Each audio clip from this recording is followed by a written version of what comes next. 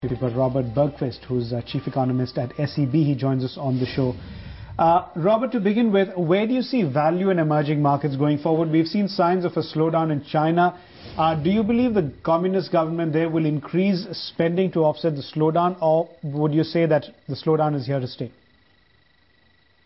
I think that the slowdown, we can see the slowdown right now, but I also expect that the authorities will try to deal with that. And what I think is good, if you compare the situation generally in emerging markets compared to what we see in Europe and also what we see in the US, you have much more flexibility when it comes to economic policies to stimulate any kind of slowdown. So you could be still quite optimistic about what you see in emerging markets and especially what you see in Asia.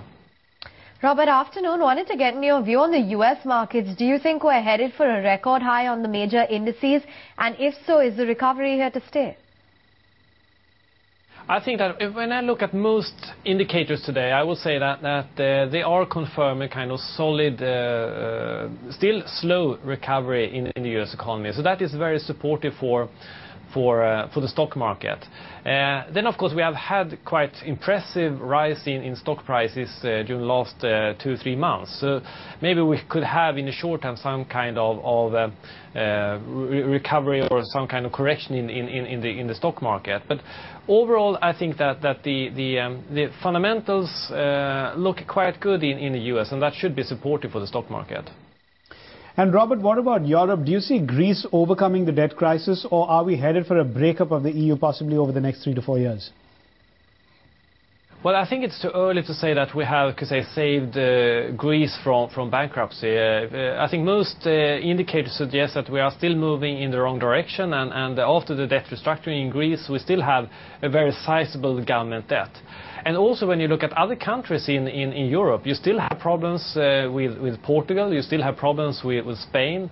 So we have to deal with that. And so unfortunately, I would like to say that we have saved the euro, but that is, I would say, too early. And one factor which is, of course, very important, if you would like to save the euro and if you would like to create more stability within the eurozone, you must also expect that Germany will contribute with more financial resources, more guarantees, that they will also support more the economic growth in Germany.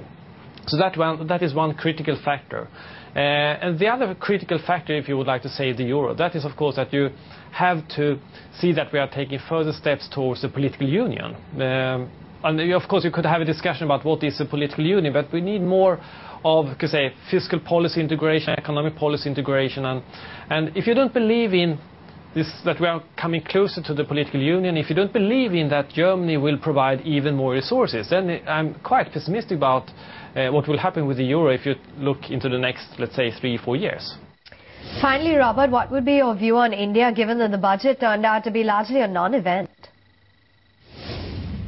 Well, we believe that we are going to see this kind of further of a slowdown in the Indian economy.